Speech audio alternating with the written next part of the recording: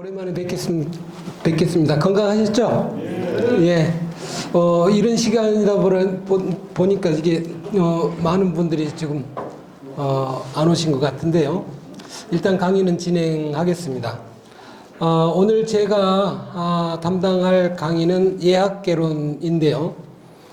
이 예학이라고 하는 거는 우리나라에만 이제 발달을 했던 예학.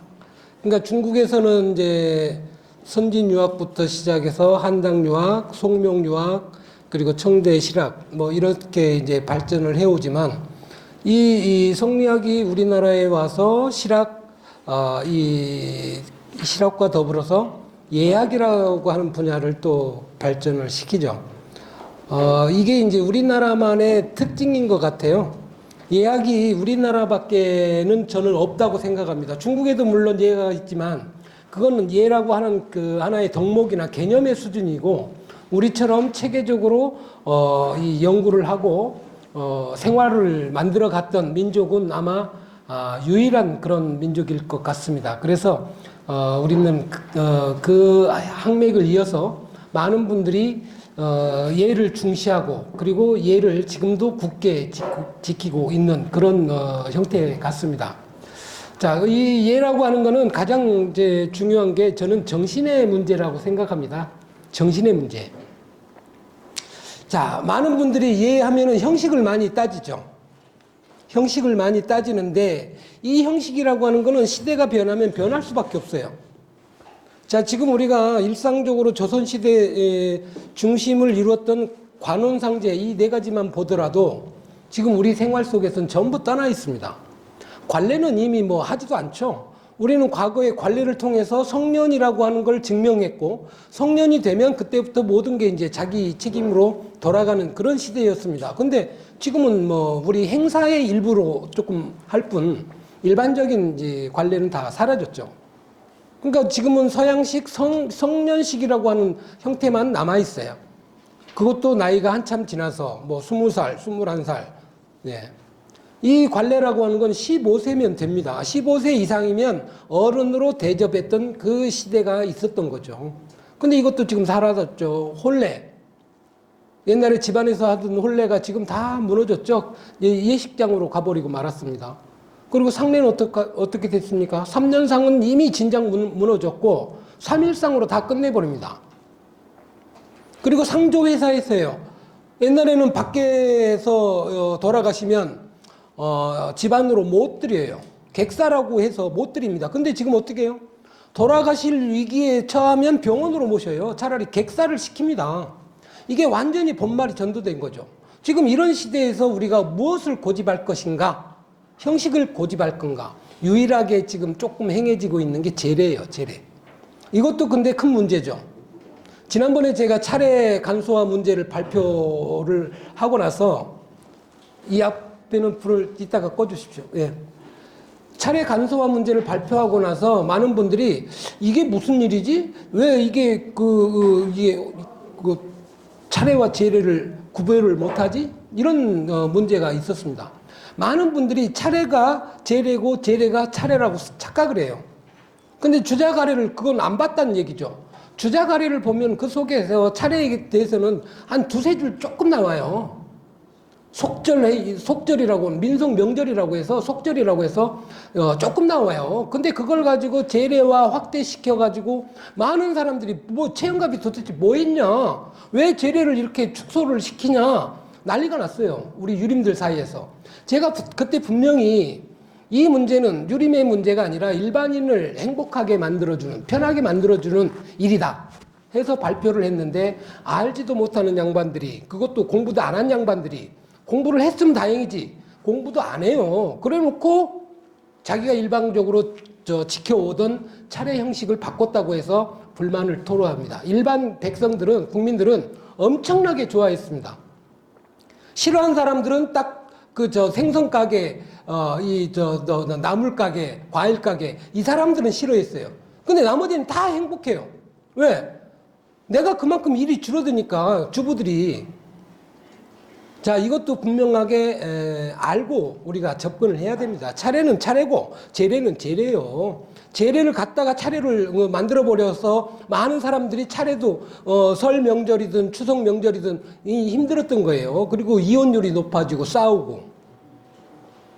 자, 지금 이제 올해 또 다시 제가 제례를 발표를 할 겁니다. 그때 지역도 순방을 할게요. 지역별 그 종가라든가 불천이 제사를 모시는 분들을 모시고 제례가 어떻게 유지되기를 바라는가, 또 국민들은 어떻게 간소화를 시켜줘야 행복한가, 이 문제를 또 올해는 할 겁니다. 작년에는 제일 간단한 차례 문제를 했고 금년에는 제례를 할 겁니다. 그리고 연차적으로 상례와 혼례도 할 거예요. 지금 상례 가보면 사람들이 전부 다 이 검정 옷을 입고 상례를 지내요. 이건 완전히 반대예요. 우리나라 이 전통 복식에서는 완전 반대입니다. 흰색이 흉사에 입는 옷이고 까만색은 이 길사에 입는 옷인데, 뭐 부모가 돌아가시든 누가 돌아가시든 까만색을 입고 뭐 잘 돌아가셨다 이런 표시를 내는 겁니까? 근데 이거에 대해서 누구도 한마디도 안 해요. 우리 유림도 마찬가지예요. 한마디도 안 합니다. 그리고 나도 똑같이 그렇게 지내요. 그리고 어떻게 세상이 바뀌기를 원합니까? 우리 유교가 어떻게 진행되기를 원합니까? 자, 이런 것들 중에서 우리가 선택을 해야 됩니다. 지금 우리가 바꿀 수 있는 거, 너무 많이 달라져서 바꿀 수 있는 것도 있고 바꾸기가 힘든 것도 있어요. 특히 패백 같은 경우는 그렇죠. 혼례 때 패백 같은 경우. 옛날에 패백은 신부가 첫날 밤을 지내고 시부모에게 올리는 이 양식이 패백입니다. 밤, 대추, 단수 이런 것들을 올리는 거예요. 근데 지금 뭡니까? 여기 계신 분들도 아마 그렇게 전부 다 하셨을 겁니다. 예식장 한 귀퉁이에 방을 만들어 놓고 거기서 신랑 댁, 신부 댁 어른들을 모셔놓고 밤 대추 던져주는 걸로 끝나죠. 그렇죠? 밤 대추를 누가 던져줍니까? 완전히 거꾸로예요. 밤과 대추에는 의미가 들어 있습니다. 밤 율자는 두려울 율자하고 같아서 의미 같아서 쓰고, 대추 조자는 일찍 조자하고 발음이 같아서 써요. 그러니까 아침 일찍부터 밤 늦게까지 우리 시집 온 사람이 시댁 식구들을, 특히 부모님을 위해서 단수, 육포죠, 육포. 변함없이, 육포는 변하지 않잖아요. 변함없이 공경히 모시겠습니다. 이런 뜻으로 신부가 올리는 거예요. 근데 이게 거꾸로 돼가지고 신랑 신부가 대추를 받는, 그래서 뭐 아들, 딸 많이 낳아라 뭐 이런 의미로 바뀌었어요. 완전히 거꾸로 된 겁니다. 그러니까 이런 것들을 우리가 정확하게 공부를 했다면 우리 유교가 어떻게 나갈지, 지킬 게 뭔지 바뀔 게 뭔지 이게 구별이 될 텐데 잘 안 되고 있어요. 그래서 저는 이 예학론이라고 하는 걸 통해서 우리가 무엇을 지키고 무엇을 바꿀 것인지, 옛날에는 이 문제가 얼마나 중요하고 어떻게 다루어졌는지 하는 것들을 살펴보겠습니다. 자, 제가 아까 가장 중요한 게 형식이 아니라 정신이라고 했죠. 정신. 우리 지방에 가보면 어른들하고 매일 제가 이렇게 만나잖아요. 아마 전국에서 제일 어른들을 많이 만나는 게 절 겁니다.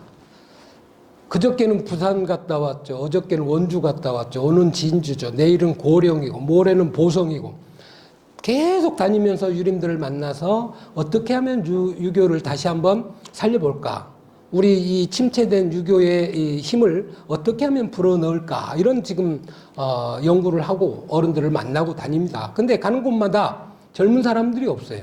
여기도 마찬가지잖아요. 젊은 사람들이 없어요. 젊은 사람들이 있어야 우리 뒤를 잇거나 어떻게 좀 시대에 맞는 유교를 만들어 가거나 할 텐데, 이 젊은 사람들이 지금 거의 전멸이야, 전멸. 향교에서 50대 이하를 찾아보기가 어렵습니다. 없어요. 제가 총본부 회장이 되고 나서 대학생 유도회를 만들겠다 해가지고 모집을 했는데 지금 한 20명 모여 있어요. 거기 거의다가 제 제자예요. 학교에서 배운 제 제자들이에요. 나머지는 없어요. 유림들이 추천한 사람 없습니다. 진주도 마찬가지, 한 명도 없어요. 진주에 계신 유림이 이렇게 많은데 이 세력은 크다고 하는데 손자, 손녀, 아들, 딸 소개해 준 사람이 한 명도 없어요. 그리고 우리가 뭘 합니까? 뭔가를 움직이자고 했을 땐 뭔가를 해야죠. 근데 입으로만 해. 예. 이걸 빨리 바꿔야 된다. 예. 그래서 그 첫 번째가 타인을 존중하고 공경하는 태도예요. 예. 우리 어른들 어디 지방에 가보면 항상 연세가 많으시고 또 지역에서 많은 활동을 하셨고 또 교직을 이수하셨고 뭐 교직에서 뭐 30년, 40년 근무하셨고 뭐 관공서에 뭐 국장으로 과장으로 퇴직하셨고 그리고 향교에 와요. 그러다 보니까 내가 그동안 늘 대접받던 연습만 했기 때문에 향교에 가면 전부 다 어른들인데 내가 대접을 받는 게 아니라 해야 될 입장으로 돼버리니까 이게 완전히 우스워지는 거예요. 근데 잘 생각해 보십시오. 내가 새로운 조직에 가게 되면 항상 그 조직의 막내가 되는 거예요. 그게 정상이에요. 연세가 많든 적든 조직의 막내가 돼서 배워야 돼. 열심히. 그러면 어떤 정신으로? 어른을 모시는 정신으로. 늘 낮추는 자세로. 공경하는 입장으로. 이게 바뀌어야 돼요. 근데 그걸 애헴하고 힘만 주고 있고 이 태도가 바뀌지 않으면 그 조직에서 적응을 할 수가 없습니다. 그게 저는 바로 가장 중요한 예의의 기본 정신이라고 하는 거예요. 우리가 얘기해 보면은 무불경이라는 말이죠. 공경하지 않음이 없다. 예라고 하는 거는 타인을 공경하는 걸 첫 번째 덕목으로 삼아요. 나중에 이걸 이제 퇴계 선생은 경이라고 하는 걸 굉장히 이제 중요한 성리학적 개념으로 만들어 갑니다만 어찌됐든 이 모든 것은 여기서부터 시작합니다. 여기에서 가장 중요한 개념이 애인, 충서, 인 이런 개념이죠. 타인을 사랑하라. 타인을 사랑하려면 첫째 뭐예요? 내가 자신을 내려놔야 돼요. 우리 어른들이기 때문에 지난번에 YTN에 갔더니 앵커가 그런 질문을 합니다. 저한테. 우리 어른들 유교 유림 하면 어른들밖에 안 계시는데 일반 사람들은 꼰대라고 합니다. 이 꼰대 이미지를 어떻게 하면 벗을 수 있겠습니까? 저한테 물어요. 저는 아주 간단합니다. 그랬어요. 꼰대가 되지 않는 방법은 간단합니다. 지갑을 열고 입을 닫으면 됩니다. 간단하잖아요. 돈을 남에게 쓸 줄 알고 잔소리를 안 하면 돼요. 그러면 우리 유교의 이미지가 확 달라집니다. 야, 향교에 갔더니 어른들이 맨날 뭐 선물이나 받아가고 먹을 거나 챙기고 말씀은 많고 이러면 젊은 사람들이 안 가요. 이걸 빨리 끊어야 된다. 제가 그렇게 YTN에서 말했더니 아주 좋은 방법이라고. 우리가 일반적으로 꼰대라고 하는 거는 지적질을 잘하는 사람을 꼰대라고 해요. 젊은 사람들이 잘못하면 지적하지 말고 그럴 수도 있다는 생각을 가지십시오. 이번에 이태원 참사를 보고 우리 유림들 강의를 갔더니 유림 어른들이 하는 말씀이 지네들이 놀러 가서 죽었는데 뭘 그렇게 크게 떠들고 그러냐고 이런 말씀을 하셔요. 근데요, 조금만 입장을 바꿔놓고 우리 유교에서는 이런 경우를 어떻게 생각할까? 이 생각을 저는 먼저 가져야 유림이라고 봅니다. 노 2급 인지노. 내 노인을 노인으로 여기듯이 남의 노인을 대접해야 돼. 유오 2급 인지유. 내 어린이를, 내 집에 있는 어린이를 어린이로 대접해야, 그래서 남의 어린이까지 미쳐가야. 이게 유교 경전에 나와 있는 내용이잖아요. 맹자에 나와 있는 내용이잖아요. 이걸 하나라도 좀 읽었고 안다면 저 아이들이 그 장소에 가서 왜 죽었는지. 자, 그럼 우리가 젊었을 때 우리는 그렇게 안 놀았습니까? 신나게 놀았잖아요. 공부도 열심히 하고 일도 열심히 하고 신나게 놀았어. 근데 왜 그들은 그렇게 놀면 안 됩니까? 이렇게 비판하는 우리 유림들을 봤을 때 제가 속이 답답했어요. 자, 이 아이들은 내 손자고 내 손녀고 내 이웃집의 자식이고 다 그렇습니다. 너그러운 마음으로 그 아이들의 마음을 헤아리고, 그러면 왜 우리 향교회는 그들이 안 올까요? 그 향교회 BTS를 불러보십시오. 여기는 미어 터집니다. 미어 터져요. 향교회에 그런 일은 못했나요? 그건 우리의 책임입니다. 우리의 책임. 네. 타인을 사랑할 때는 그 방식을 나로부터 미뤄갈 줄 알아야 돼. 내가 가지고 있는 생각을 미루어서 타인도 어떤 생각을 가질지 알아야 돼요. 그게 우리가 말하는 친친인민이에요. 내가 내 부모를 사랑하듯 이웃을 사랑하는 마음으로 확대시켜 가는 것. 이게 유교적인 사랑입니다. 자, 또 이 용서할 서자, 같을 여자 밑에 있는 마음 심자. 타인의 마음을 이해하는 거예요. 우리 어른들은 내가 살아온 그 동안의 인생 속에서만 관찰을 합니다. 아닙니다. 지금 세상은 너무나 많이 변했어요. 어른들이 가지고 계신 휴대폰, 젊은 사람들이 쓰는 이 인터넷, 이거는요 지금 우리나라가 IT 강국인데 우리 유림은 이게 없어요. 이걸 잘 사용을 못해요. 그러면 젊은 사람을 쓰면 돼요. 근데 또 돈이 없어요. 그러니까 젊은 사람들도 못 써요. 그러니까 이게 악순환이야 계속. 예. 그러니까 옛날에는 우리 유림들이 선각자요, 선지자요, 그 지역의 최고 학자였습니다. 근데 지금은 뭡니까? 이게 다 뺏겼어요. 예. 옛날에는 한문을 모르면 뭡니까? 문맹이죠, 문맹. 한문을 모르면 문맹이에요. 지금은 한문을 몰라도 되는 세상입니다. 지금은 컴퓨터를 모르면 문맹이에요. 이걸 빨리 깨달아야죠. 예? 그래서 우리가 이 문명을 앞서가지는 못해도 이 문명에서 뒤떨어지지 않는 자세를 가져야 이 시대와 같이 호흡하고 이 시대의 젊은이들을 끌고 갈 수 있어요. 그래서 지도자로, 어른으로, 군자로 정말로 가만히 앉아 계셔도 이 사회가 돌아갈 수 있는, 이게 바로 요순의 정치죠. 요순의 정치. 아무것도 안 해도 돌아가. 말하지 않아도 돌아가요. 이게 어른의 존재가 아닌가. 그게 바로 타인을 이해하는 마음에서부터 시작해요. 내가 하기 싫은 걸 남에게 시키지 마라. 기소불역 물시연이라. 내가 하기 싫은 걸 우리는 계속 남에게 시켜왔어요. 이걸 하지 않는 거예요. 예, 그래서 남이 하고 싶은 건 먼저 하게 해주고, 내가 하고 싶은 건 남에게 양보하고. 그러니까 공자가 논어에서 이런 말씀하시잖아요. 노자 안지, 붕우 신지, 소자 회지. 노인은 편안하게, 친구들에게는 믿음을, 젊은 사람들은 관대하게 품어주라. 저는 이 말처럼 이 시대에 딱 맞는 말이 없는 것 같아요. 예. 우리 국가에서는 바로 노인들을 대접해야 돼. 젊은 사람들도 노인들을 대접해야 돼요. 어떠한 형태로든. 그리고 어른들은 젊은 사람을 관대하게 품어줘야 돼. 그리고 이웃 간에는 신뢰를 쌓는 겁니다.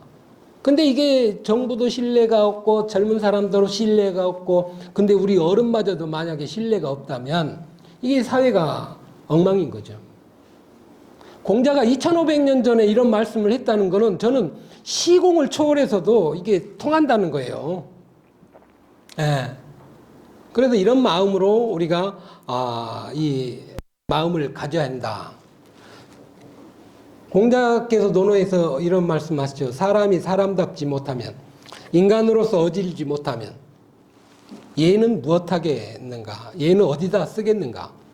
인이 불인이면, 사람이 사람답지 못하면 음악은 뭐 하겠는가? 어디다 쓰겠는가? 유교에서 예와 악이라고 하는 건 굉장히 중요한 개념이죠. 근데 이것도 아까 제가 말씀드린 것처럼 형식이 아니라는 걸 나타내는 거예요.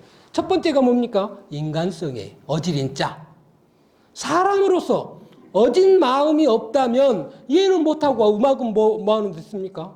그러니까 내가 사람에게 이해를 충실히 다 했는데 속마음은 뭐예요? 아우, 인사하면서도 아우 저 새끼 나쁜 새끼, 아우 저 새끼 가까이 해서는 안 될 사람, 이런 식으로 욕을 하고 만약에 인사를 한다면 예는 잘 갖춰졌죠. 근데 속마음은 아니에요. 인간이 못된 거죠. 왜 남을 욕하고 싫어한다고 그걸 속에서 욕하고 있습니까? 이게 아닌 거예요. 진실로 사람을 생각하고 배려한다면 마음에서부터 나와야죠. 그게 유교에서 말하는 인이에요. 사람의 관계입니다.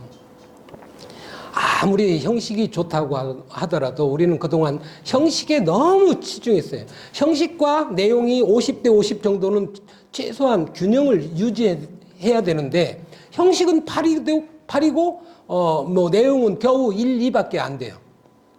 그러니까 계속 우리는 퇴보할 수밖에 없어. 그렇다고 형식 8을 지켜왔느냐? 지키지도 못했어. 계속 뺏기고 지킨 것도 하나도 없어요. 지금 우리가 나갈 방향은 오직 한 가지. 저는 이제 거꾸로 돼야 돼요. 형식은 1이나 2로 그치고 실제 우리가 가져야 할 마음, 정신이 8을 차지해야 된다. 그래서 우리 유림의 정신부터 맑게 꾸준히 공부하고 경전 읽고 명상하고 하면서 자신을 돌아보고 그 뒤에 젊은 사람들에게 확대시켜 나가고 이런 방식으로 바꾸지 않으면 안 된다라고 저는 생각하는 겁니다. 자, 이 예학이라고 하는 거는 사실 옛날에는 체계적으로 연구가 되질 않았습니다. 근데 1980년대 중반에 이르러서 예학이라고 하는 명칭을 달고 학자들이 연구를 시작합니다. 왜냐하면 우리나라는 주자 가래가 들어온 뒤에 예서들이 만들어지기 시작해요. 그래서 그 예서들이 갖고 있는 특징이 주자의 사상을 그대로 전수받으면서 우리의 형편에 맞게 조절하는 내용이 들어 있습니다. 그래서 이런 연구들이 저술들이 나오기 때문에 이런 연구들을 기반으로 해서 예학 속에 어떤 내용이 들어있는가라고 하는 걸 연구를 시작했죠. 자, 이걸 하다 보니까 몇 가지 이제 특징이 나와요. 자, 예학을 하다 보면은 무엇을 공부해야 될까? 첫째는 경전을 해야 돼요. 경전. 가장 기본이 이제 의례 얘기 주례죠. 주례 의례 얘기, 이건 고대 삼례라고 합니다. 이 공부를 해야 돼요. 근데 이게 전부 다 한문이라 이게 일반적인 사람은 하기 힘들고 전문가 정도에서 연구가 돼야 돼요. 예. 그 다음에 예의학. 대표적인 게 이제 의례에 관한 내용인데 이 의례는 우리가 이 향교에서 하는 이런 행사처럼 동선을 정해주는 거예요. 동선을 정해주는 거예요. 그러니까 예의 실행 계획이라고 보죠. 의례는. 그러니까 얘기하고는 좀 다르죠. 이걸 기록한 게 바로 의례입니다. 그 다음에 이제 예론과 같은 거는 얘기에 주로 이제 많이 나와 있어요. 예의 의미가 뭔가. 예를 들어 사람이 돌아가셨을 때 대나무 지팡이를 짚는데 이건 왜 짚는가? 대나무 지팡이는 어떻게 만들어야 되는가? 이런 것들이 이제 결정되는 게 바로 얘기라고 하는 책 속에 나오는 겁니다. 그 의미가 뭔가? 그걸 우리가 예론이라고 합니다. 그리고 이제 법례학이라고 하는 거는 일반 사회에서 통용이 되기는 한데 예서에는 없는 것들. 그러니까 이거는 이제 민속 또는 풍속이 되는 거죠. 자, 예를 들어 이런 겁니다. 우리가 옛날에 집에서 상여가 나갈 때 이 박을 놓고 그걸 밟고 가는 경우가 또 있죠. 고장마다 그런 것들이 있어요. 그리고 상갓집에 가보면 대문 밖에다가 상을 차려놓는 경우 있죠. 집신 3개, 동전 3개, 밥 3그릇 떠놓는 게 있죠. 저승사자를 모시는 사자밥이에요. 사자밥. 근데 이런 것들은 예서에는 안 나와요. 우리만의 고유한 특징이죠. 네. 그래서 저승으로 가는 부모님을 조금이라도 천천히 늦게 모시고 가십시오 하는 부탁의 말씀을 그 상에 담아 놓는 겁니다. 그러니까 이런 것들은 예서에 주자가래나 이런 데는 나오지 않죠. 이런 것들이 우리만의 또 특징이에요. 그래서 이런 것들을 연구하기 위해서 이 경전 연구도 필요하고 또 이 형식적인 것도 필요하고 그 속에 담긴 의미도 필요하고 그렇습니다. 자, 여기서 가장 중심이 되는 게 현재 문제예요. 현재 문제. 자, 2500년 전에 공자가 이 논어에서 언급했고 그 시대의 생활상이 나오지만 우리가 19세기 말까지 거의 그대로 지켜왔지만 자, 그러면 이 문제가 근 100년 동안에 많이 사라진 겁니다. 100년의 역사에서 그동안 우리가 5000년 정도 지켜왔던 이 의례문화가 전부 다 사라진 거예요. 자, 그럼 이걸 지금 어떻게 지금 우리 입장에서 봐야 되는가? 저는 공자의 말씀에 기준이 있다고 생각합니다. 공자께서 중용에 보면 지금의 세상에 태어나서 옛날의 도리를 지키려고 한다면 재앙이 그 사람의 몸에 미칠 것이다. 이게 중용에 나온 공자의 말씀이에요. 어떻습니까? 지금은 21세기입니다. 21세기에 태어나서 고지도, 옛날의 도, 15세기나 16세기 도, 아니면 더 이전에 공자의 도를 지키려고 한다면 재앙이 너한테 미칠 거다. 너한테 재앙이 생길 거다. 이게 공자의 말씀이에요. 그러니까 21세기에는 21세기에 맞는 예법이 필요한 거예요. 저는 공자의 말씀을 그렇게 받아들입니다. 따라서 지금 우리가 이 사회 속에서 무너진 예를 찾는 것은 형식이 이제는 더 이상 아니다. 형식은 우리가 어떻게 국민들이 유교를 다시 한번 느끼게 해주는가, 어떻게 내가 사람의 관계를 만들어 가야 되는지 이런 것들을 중심으로 형식은 재편하고 그리고 그 사람을 존중하는 마음을 갖도록 해주는 게 저는 중요하다라고 생각합니다. 자, 한 가지 예를 들어보죠. 논어의 공자와 제자의 대화 중에 제자가 그런 말씀을 합니다. 선생님, 3년상은 너무 길어요. 1년만 합시다. 그러니까 공자께서 뭐라고 해요? 그래? 너는 그렇게 하는 게 마음이 편하겠냐? 그럼 너는 그렇게 해라. 당시에는 3년상이 전체가 다 지키는 예법이었는데 제자가 보기에는 이게 너무 길어요. 그러니까 만 25개월이죠, 지금 우리가. 이 3년을 지키다 보니까 해도 바뀌고 곡식도 다 새로 나오고 하는데 이건 너무 좀 긴 것 같습니다. 그러니까 줄입시다. 그러니까 공자는 그걸 반대하는 거예요. 반대하면서 그 제자한테 네 마음이 편하면 그렇게 해라 하고 내보내요. 밖으로 나가고 이제 나머지 제자들이 있는데 공자께서 하신 말씀이 뭐냐면 저놈은 3년 동안 부모의 품에서 사랑을 받지 못했나 보다 이렇게 말씀하셔요. 그러니까 3년상의 근거가 바로 거기서 나옵니다. 3년상이라고 하는 거는 지금 우리나라 요즘에 뭐 1살, 2살 뭐 나이를 뭐 옛날식 나이를 따르지 않고 서양식 나이를 따른다고 어저께 오늘 계속 뉴스 나오잖아요. 그것도 저는 이상해요. 우리는 뱃속에서부터 한 살을 먹습니다.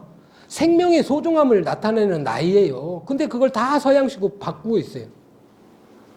자, 3년상은 25개월이라고 했잖아요. 애들이 만 3살이 아니라 그냥 우리나라 나이로 3살이 되면 이게 옳은지 그른지를 아는 나이가 됩니다. 그리고 막 뛰어다니고. 그러니까 이 나이가 지나면 혼자 놔둬도 세상을 살아가요. 이 이전에는 3살 이전에는 부모가 돌봐줘야 살아갑니다. 그것 때문에 내가 은혜를 갚는 게 부모의 품에서 벗어나면 안 되는 그 나이까지 내가 은혜를 입었기 때문에 갚는 거예요. 그게 3년상입니다. 그러니까 제자는 네 마음이 편하면 그렇게 해라. 그러나 나는 아니다. 3년상은 온 세상 모두가 공통된 도리니까 지키겠다. 이게 공자의 뜻이에요. 자, 그런데 지금 만약에 공자께서 오신다면 3년상은 그대로 하라고 하겠습니까? 못하죠. 왜? 지금은 산업사회예요. 산업사회. 세계가 글로벌화된 세상입니다. 옛날에는 농경사회고 또 이 가족 집단이 모여서 하는 사회이기 때문에 아침이면 눈 뜨면 바로 아버님 모셔놓는 무덤이 앞에 보이고 그러니까 상식을 올리고 또 일하고 또 저녁에 가서 올리고 이게 가능했지만 지금은 안 돼요. 예. 불가능한 시대입니다. 특히 젊은 사람들은 뭐예요? 경제적 활동을 못 합니다. 그러면 이혼이에요, 이혼. 부인들한테 전부 이혼당해요. 이런 상황이 있기 때문에 지금 만약에 이걸 한다고 한다면 불가능한 일이에요. 그래서 3일로 줄인 겁니다. 이 3일이 무슨 의미인지는 저는 몰라요. 예, 그건 위정자들이 만들어 놓은 거니까. 1년이 하루가 된 거죠. 예. 그러니까 저는 이런 문제들이 유교에서 본다면 부모에 대한 마음, 또 생명에 대한 존중 이런 것들이 깨진 게 아닌가. 우리가 이걸 어떻게 이제 다시 만들어 갈까 하는 문제는 앞으로 고민을 해야 되겠지만 어쨌든 가장 중요한 거는 현실에서 파악하자. 지금 우리가 살고 있는 시대에서 문제를 파악하자. 이게 예학을 연구하는 가장 기본적인 겁니다. 자, 우리 향교에서 어른들이 인사하는 법을 교육하죠. 어떻게 합니까? 이런 인사법 하죠. 자, 상업, 중업, 하업을 해요. 자, 이걸 밖에 가서 한번 해보십시오. 통하나? 우리 향교에서만 통해요. 그럼 이걸 초등학교 애들한테 야, 이렇게 인사해라 해보십시오. 애들이 웃어요. 그리고 어느 집단에서도 이런 인사법이 없습니다. 그러면 뭐예요? 야, 이걸 어떻게 현대인들이 맞게 우리가 교육을 할 필요가 있지 않을까? 자, 현대인은 전혀 따르지 않는데 우리만 가지고 있는 방식을 소통을 해야 되는데 소통이 안 돼요. 야. 그러니까 이런 것들이 이제 문제인 거죠. 이런 걸 어떻게 구별하고 어떻게 교육을 할 건가? 네. 지금 우리에게 처해 있는 문제는 바로 그런 문제들이에요. 그래 현실에서 젊은 사람들이 따라갈 수 있는 거, 그리고 우리의 유교의 의미도 살려낼 수 있는 거, 이런 것들을 하는 게 저는 맞다고 생각합니다. 자, 예라고 하는 거는 여러 가지 의미가 있지만 경전에 보면 이런 내용들이 나옵니다. 자, 춘추 좌시전에 보면 이렇게 나와요. 예는 인지가냐라. 사람에게서 하나의 줄기, 척추 같은 거예요. 그래서 얘가 없으면 설 수가 없다. 뭐라면 무일입이라. 얘가 없으면 설 수 없어. 그러니까 우리가 유림이라면 유림에 맞는 예법을 알아야 유림다운 생활을 할 수가 있습니다. 조직과 어울리고. 근데 이걸 모른다면 배워야죠. 기본적인 건 배워야죠. 또 얘기해 보면은 예라고 하는 건 사람의 정, 마음에 따라서 가는 거예요. 그걸 이제 만드는 형식입니다. 절문이에요. 자, 옛날에는 아버지가 돌아가시면 아버지 돌아가신 날 제사를 지내고 어머니가 돌아가시면 어머니가 돌아가신 날 제사를 지내는 게 맞죠. 근데 지금은 어떻게 돼요? 옛날에도 마찬가지였습니다만 지금도 똑같이 아버지와 어머니를 합사를 하죠. 그리고 제삿날에 한꺼번에 같이 해요. 이건 예법에 맞지 않습니다. 틀린 거예요. 근데 왜 그걸 그대로 우리가 용인하고 있는가? 인정이기 때문에 그래요. 아버지가 돌아가신 날 어머니도 생각나죠. 그러니까 어머니가 돌아가신 날 제사를 지내지 않아도 아버지 제사에 같이 모셔놓고 지내는 겁니다. 이게 이제 하나의 권도라고 할까요? 파격은 아니지만 그 사람의 감정, 마음을 중시하는 겁니다. 거기에 따라서 형식과 절차가 만들어진다라고 하는 겁니다. 자, 맨 밑에 보면 여기 중간에 보면 음악은 같아지기를 요구한다고 해요. 근데 예라고 하는 건 다른 것들을 위해서 적용이 돼요. 내가 어른을 만나면 또 젊은 사람을 만나면 또 남자를 만나면 또 여자를 만나면 각각 대상이 달라지죠. 거기에 따라서 다 예법이 달라져요. 그래서 얘가 어렵고 또 그런 겁니다. 자, 주자께서는 이렇게 말씀하셔요. 천리지 젊은 인사지 의칙.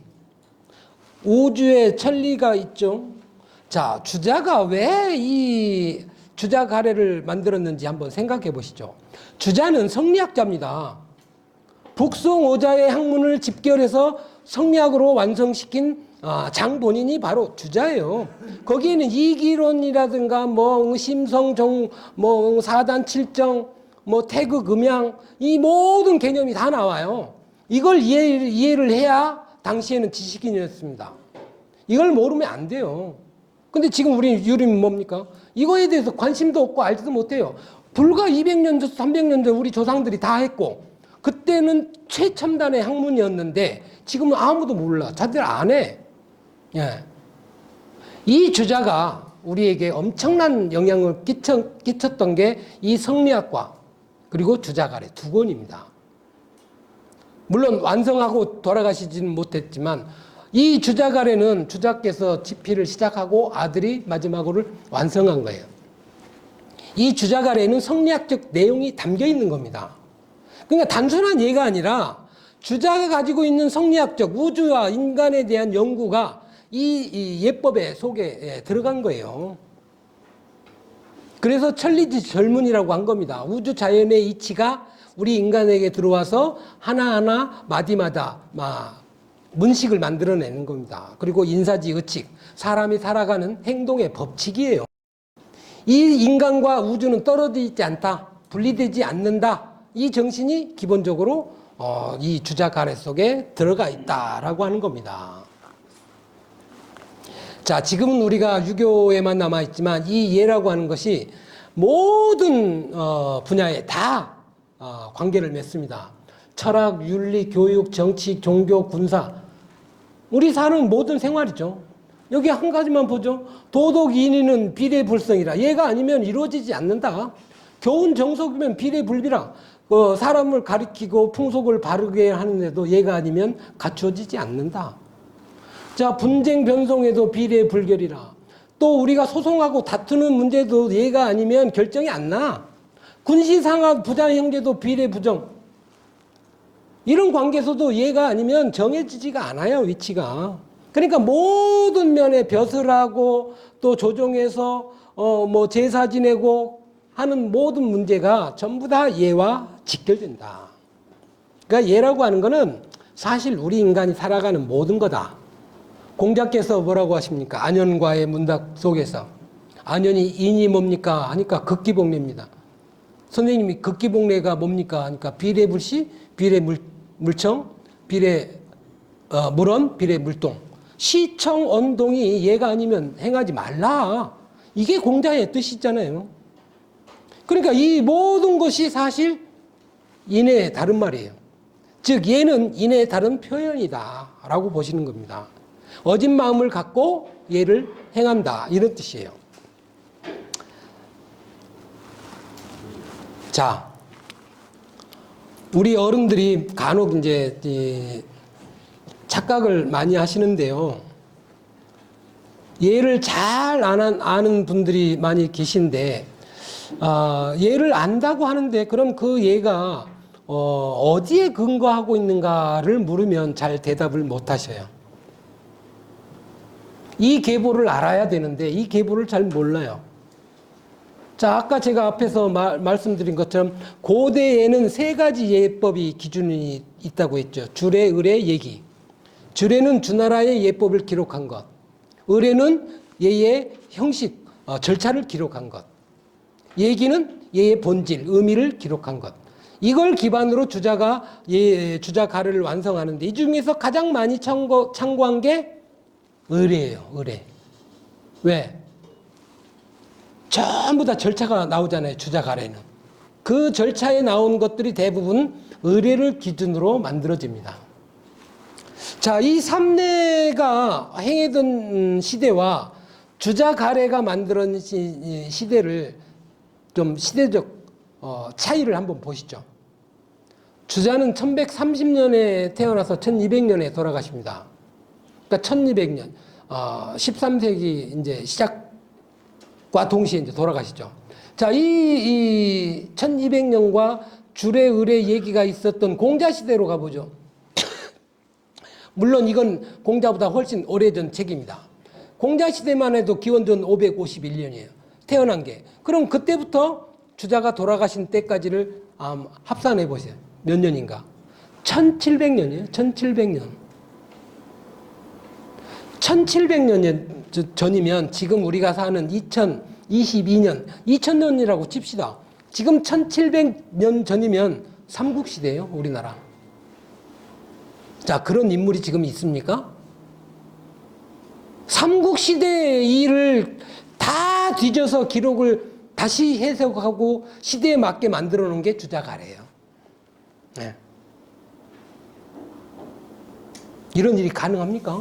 거의 불가능합니다. 그러니까 주자의 업적을 우리가 너무 쉽게 접근을 하고 있는데 절대 그렇지 않습니다. 성리학계도 최고 인물을 담당했지만 그걸 또 생활 속으로 끌고 들어와서 이걸 만들어낸 인물이에요. 그러니까 이 시차가 1700년이라고 한다면 삼국시대에 입던 옷을 지금 우리가 못 입잖아요. 안 입잖아요. 그런 것처럼 많이 변한 겁니다.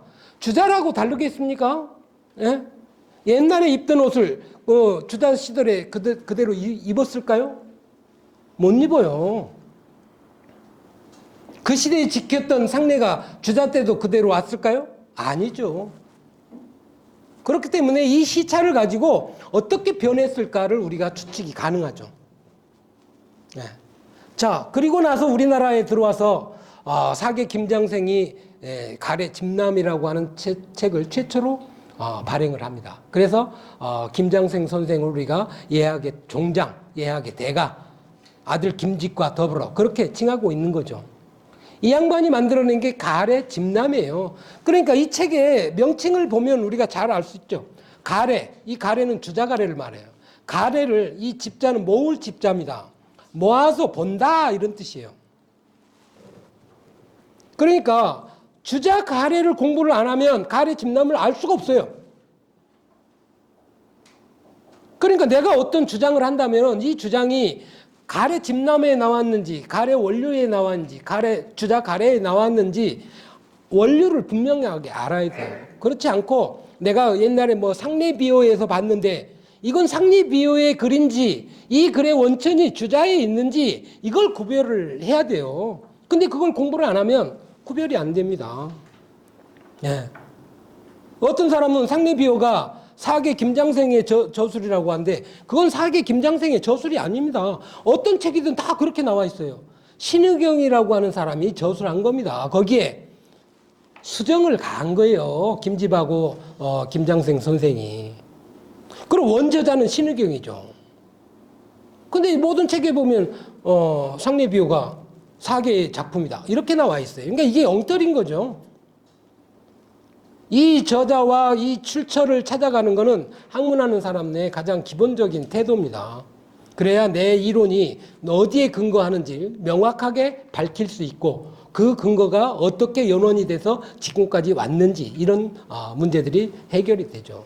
그러니까 이 가래 집남을 보면 주자 가래의 책 내용이 쭉 나와요. 그리고 그 밑에 여러 학자들의 거기에 해당하는 글들을 모아서 편집을 해놔요.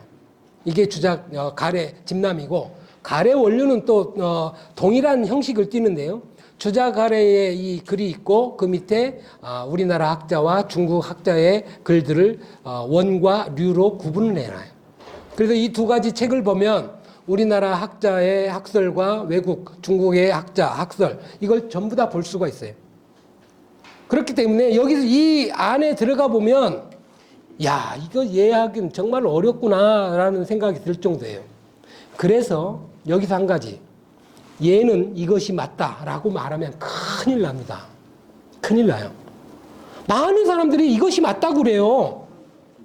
그거는 최근에 가장 근래에 만들어진 예서 속에서 맞다 이렇게 말할 수는 있습니다. 근데 이거 딱 고정해서 이게 맞다 하면은 이게 예계에도 나오고 주자 가래도 나오고 가래 집남이나 가래 원류에도 나오고 최종적으로 사례 편람에도 나와야 돼. 그래야 그게 맞는 거예요. 근데 이런 변청 과정을 모르기 때문에 내가 본 책 하나만 갖고 이게 맞다? 큰 착오가 생깁니다. 예. 그래서 예학이라고 하는 거는 그래서 어려워요. 이 많은 학설들을 다 하고 제가 90년대 후반에 최근덕 관장하고 최초로 번역한 게 이 가래 집남입니다. 그리고 2000년 초반에 번역한 게 이 가래 원류예요. 주자 가래는 뭐 우리는 학교 다닐 때 다 공부를 했죠. 그러니까 기본적으로 이런 것들을 다 공부해야 되는데 이거 공부를 해놓고도 아직도 잘 몰라요. 학설이 너무 많으니까. 그러니까 이 똑같은 주장이 계속 나오는데 그 밑에 왜 여러 학자들의 학설을 달아놓겠습니까? 다 다르기 때문에 주장하는 바가.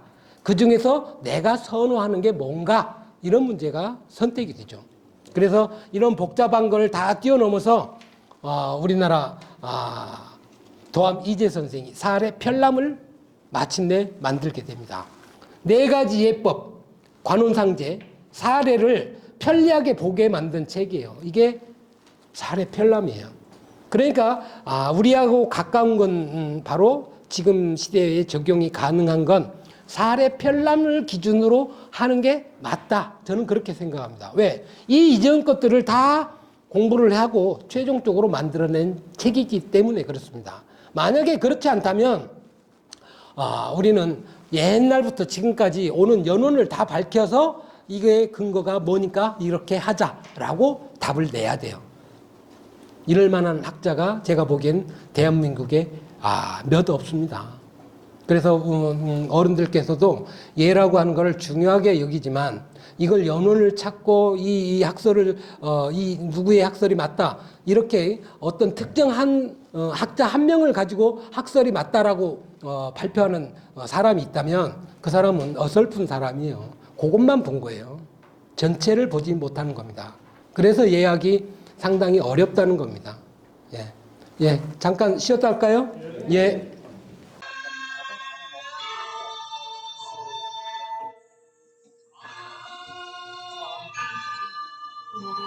자, 우리나라의 주자가래가 아까 말씀드린 대로 고려 후기, 고려 말에 안양 선생에 의해서 도입되고 그때 이제 주자가래도 같이 성리학과 함께 같이 들어왔다라고 합니다. 근데 주자가래 아까 말씀드린 대로 뭐 거가자비도 있고 여러 가지가 있지만 관혼상제가 중심이에요. 이 관혼상제가 우리나라에 이제 들어오는데 이게 이제 어떻게 적용될까? 이게 이제 가장 큰 관건이죠.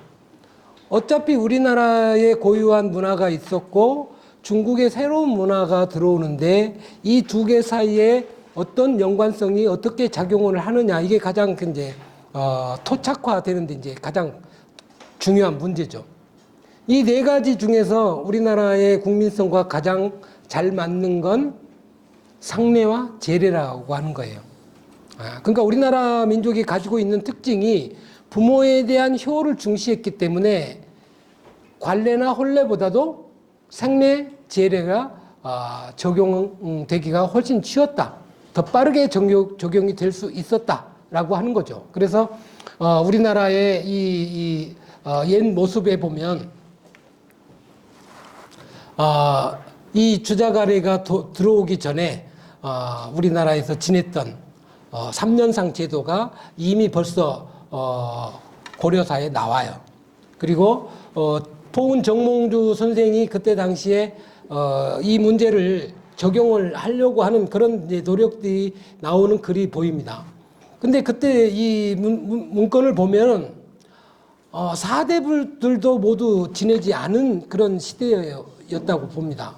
그러니까 주자가래가 들어와서 왕이 반포를 했고 그걸 사대부 지배계층부터 지켜야 하는데 사대부들도 모두 지키지 않았다는 거예요.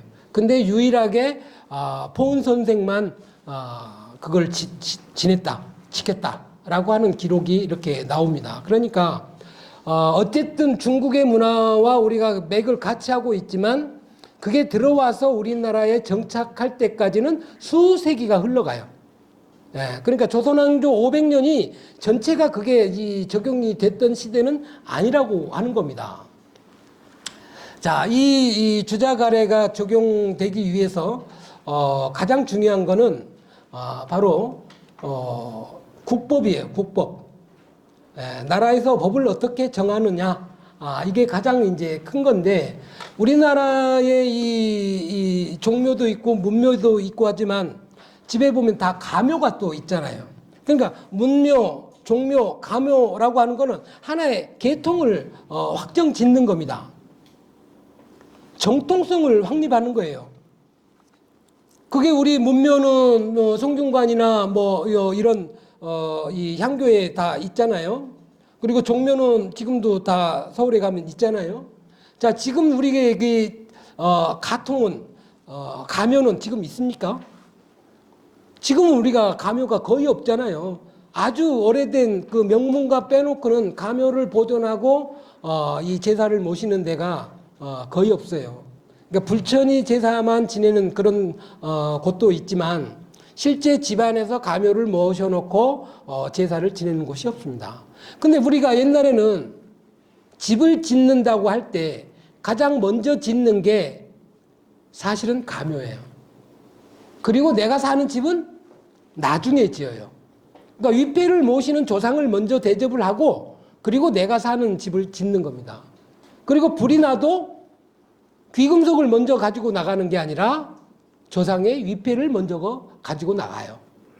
그러니까 우리 역사에서 보면 전쟁이 났을 때 향교나 서원에 위패를 모신 분들이 가끔 나오잖아요. 위패가 더 중요하게 여겨졌던 그런 시대예요. 자, 태조실록에 보면 이런 내용이 나와요. 자, 지금부터 현직 관리와 상관을 막론하고 모두 3년상을 마치게 하고 가묘 제도를 밝히고 3일장과 와장을 금하되 모두 석 달 또는 달을 넘겨서 장사 지내는 제도를 행하게 하소서. 행하게 하소서 이 말은 뭐예요? 행해지지 않고 있습니다 이 말이잖아요. 네. 태조시대에.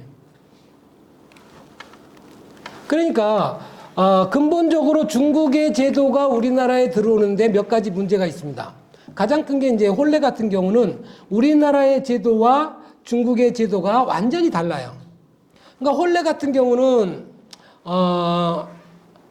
주자 가례에 따르면 친형이라고 하는 제도가 있습니다. 신랑이 신부의 집에 가서 직접, 친형은 직접 맞이한다는 뜻이에요. 직접 가서 몸소 가서 신부를 모시고 자기 집으로 와서 혼례를 치르는 게 친형이에요. 근데 우리나라는 전통적으로 그 제도보다 신랑이 신부집에 가서 혼례를 치르고 거기서 눌러 살아요. 그래서 애들을 낳고 어느 정도 장성하면 분가를 하는 겁니다. 그래서 우리나라는 대대로 사실 처가살이가 주예요, 주. 그래서 퇴계 선생, 율곡 선생, 뭐 유명한 어른들을 보면 전부 다 장인의 책, 장인의 재산 다 그걸 물려받아요. 근데 이게 우리는 뭐 최근에 와서 근래에 들어서 처가살이는 뭐 안 한다 뭐 이런 풍토가 부른 거지 실제는 고려 말에서 조선 초기 중기까지도 거의 다 우리나라는 우리나라의 고유한 형태가 있습니다. 그래서 친형 제도는 시행이 안 돼요. 그래서 이런 문제 때문에 왜 이런 문제가 발생하냐면 여기서 신랑이 신부 집으로 가는 것과 신부를 신랑 집으로 데려오는 데는 요즘 말로 하면 쉽게 말하면 월급쟁이 하나를 내가 데려오느냐 뺏기느냐 이 문제예요. 그러니까 신부가 하나 오면은 중국 같은 경우는 신부가 오면 우리 집 월급이 2배가 되는 거고 신랑이 신부 집으로 가면 그 집에 우리 집 월급을 뺏기는 거예요. 그렇기 때문에 이 제도가 완전히 중국식으로 가려면 우리나라에서는 굉장히 타격이 큰 거죠. 그러니까 안 돼요. 그래서 이런 제도가 중국의 이 혼례에 관해서는 6가지 이 법칙이 있는데 이 법칙 중에서 친형 제도는 실시가 되지 않습니다. 그래서 우리나라만의 독특한 그런 형태가 남게 되는 거죠. 자, 조선왕조가 개국하고 성리학이 주류를 형성하고 이 성리학적 계파가 나누어지고 학설들이 난무하면서 여러 가지 이 형태들의 모습이 나옵니다. 자, 최초 건립할 때 조선왕조가 건립될 당시는 태조가 역성혁명으로 왕조를 건립을 하죠. 그러니까 역성혁명으로 왕조를 건립했는데 그 건립의 주역은 누굽니까? 삼봉이죠. 삼봉이 이 건립의 주역입니다. 근데 결과적으로는 삼봉은 나중에 살해당하고 정작 주인공으로 떠오른 사람 누굽니까? 포은이죠. 왜 이런 현상이 생길까요? 진짜 건립한 사람은 삼봉이에요. 뭐 조선 경국전부터 시작해서 나라 제도 전부 다 만들어 놓은 사람은 삼봉입니다. 자, 잘 생각해 보시죠. 내가 나라를 건립했는데 삼봉과 같이 힘을 합해서 건립했는데 나라를 딱 건립하고 나니까 삼봉보다 포은이 더 필요해. 왜? 포은은 불사이군의 정신을 지킨 사람이에요. 두 임금을 섬기지 않는다. 그러니까 앞으로도 삼봉 같은 사람이 계속 나오면 왕가가 위태로워져요. 포은 같은 사람들이 나와줘야 불사이군의 정신으로 왕가를 지탱해 줍니다. 그러니까 당연히 포은을 높일 수밖에 없죠. 이런 아이러니한 그런 현실들이 남아 있습니다. 그래서 이런 것들을 중심으로 조선 왕조는 유교의 도통이라고 하는 것, 요수, 누탕, 문왕, 무왕, 주공, 이 도통이라고 하는 걸 잘 계승하고 그 도통이 이제 주공까지 와서 공자, 맹자로 이어지다가 쭉 와서 이제 주자로 계승이 되고 주자의 계통이 우리나라의 퇴계로 왔다. 이런 이제 학설을 만들어내게 되는 거죠. 그래서 우리나라의 그런 학설들이 주류를 형성하면서 이 영남 계열의 학파들이 큰 역할을 하게 됩니다. 자, 이런 이 학문의 주류를 형성하는 우리가 도학 또는 성학 이렇게 얘기하죠. 도학이라고 하는 명칭은 많이 들어봤지만 성학이라고 하는 거는 책 이름에서 따오죠. 성학십도, 성학지표, 여기서 성학이라고 하는 용어를 많이 씁니다. 이거는 성인이 되는 학문 또는 성인을 양성하는 학문이라는 뜻이에요. 우리 유교의 목표가 거기에 딱 들어있는 거죠. 그러니까 퇴계나 율곡은 우리나라의 아주 양대 거목이지 않습니까? 이 사람들이 성학이라고 하는 걸 만들어서 최소한 요것만 공부를 해도 위임금의 자격이 주어질 수 있다라고 해서 만들어 놓은 게 성학이에요. 예.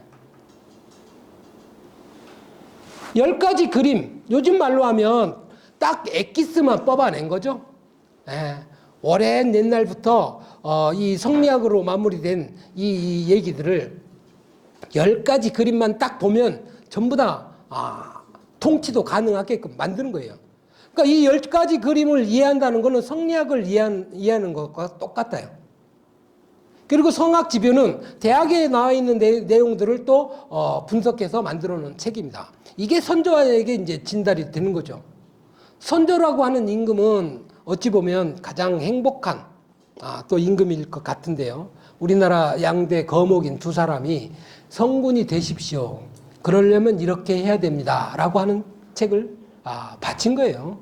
자, 지금도 마찬가지 우리가 성학십도나 성학지표를 공부한다면 유교의 어떤 요체, 중점 학문을 볼 수 있는 그런 역할을 하기도 합니다. 근데 이런 것들이 당시에는 소학과 더불어 굉장히 중시됩니다. 그러니까 소학이라고 하는 걸 우리가 지금은 멀리하고 있지만 소학은 주자와 제자, 유자증이 같이 엮어서 만든 책이에요. 근데 이 소학에 보면 우리가 경전 속에 있는 좋은 문구들을 다 모아놓은 거예요.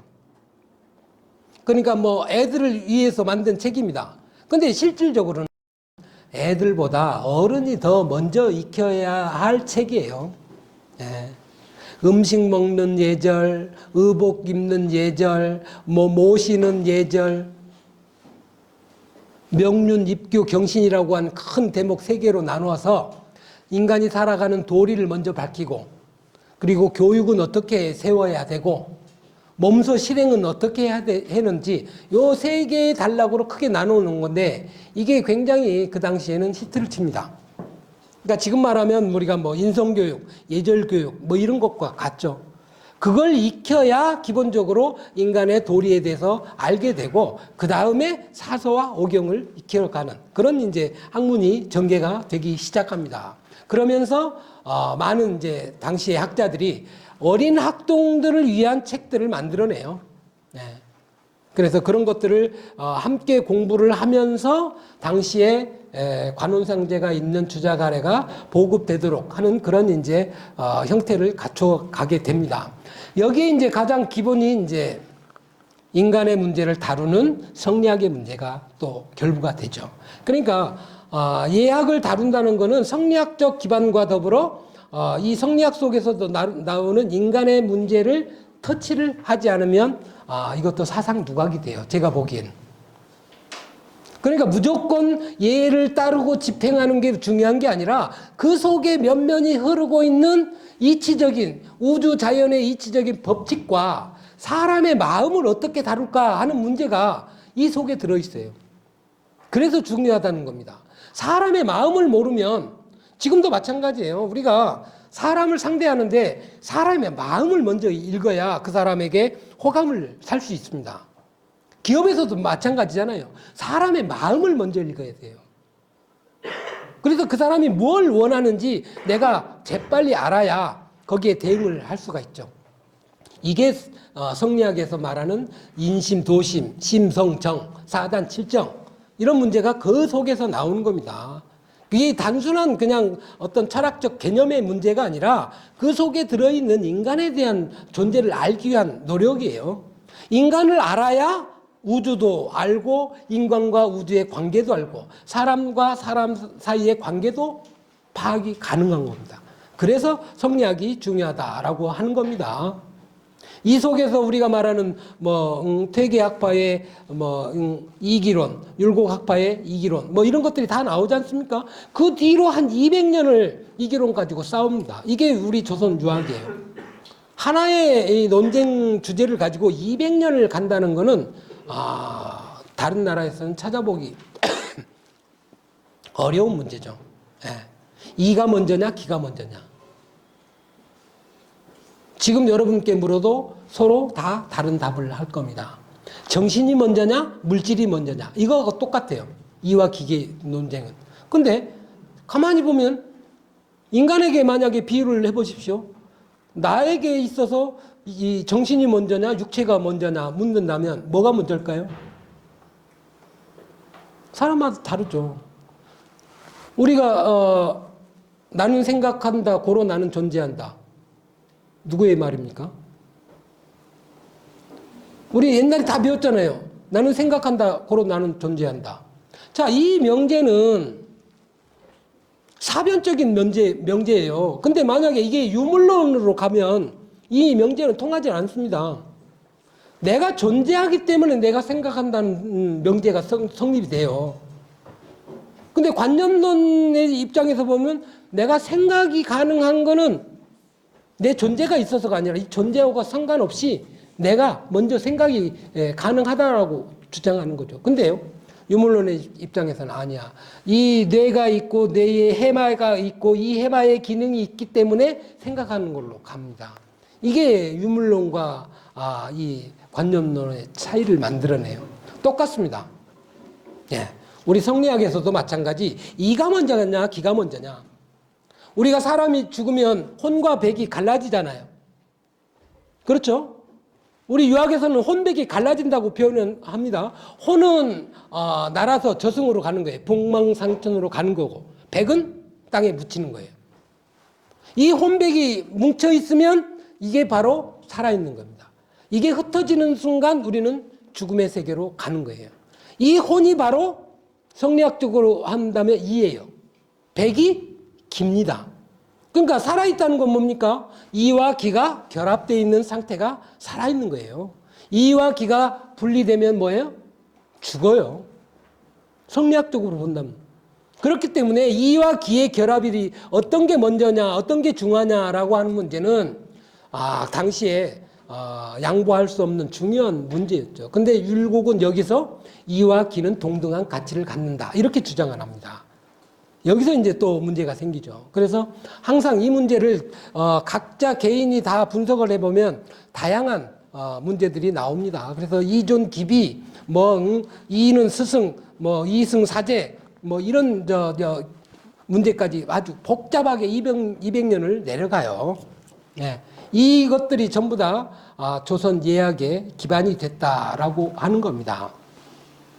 시대적으로 본다면 15세기 국가가 성립됐을 당시에는 왕가 중심의 예법이 만들어지고 주류가 됩니다. 그러나 16세기에 와서 아까 말씀드린 대로 소학 중심으로 또다시 사회가 재편이 되죠.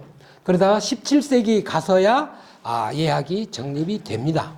그러니까 우리나라 예학이 17세기 가서 정립이 됐다는 건 뭡니까? 조선왕조 전체가 우리가 지금 알고 있는 것과 같은 예학의 시대가 아니었다는 거예요.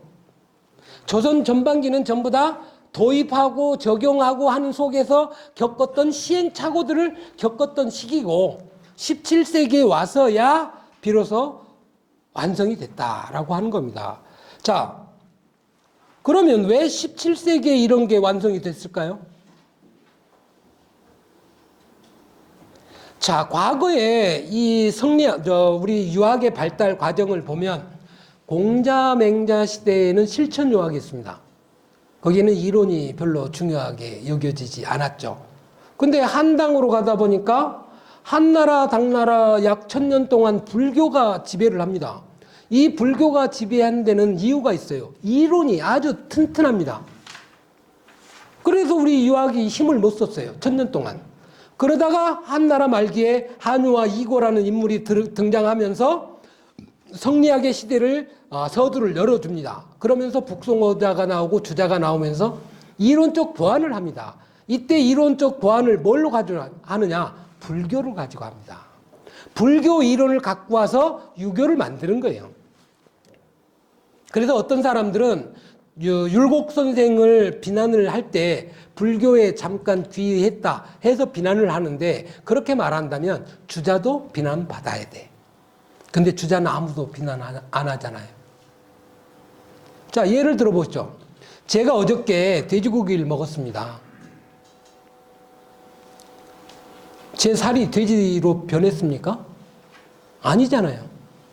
제가 돼지를 먹은 건 제 이 소화를 시켜서 제 살로 만들어가는 과정이죠. 이걸 생각하면 돼요. 그러니까 내가 토끼를 먹었다고 토끼가 되는 건 아니지 않습니까? 내가 불교를 갖다가 유학으로 만드는 거는 유학이죠. 이게 불교가 아닌 거예요.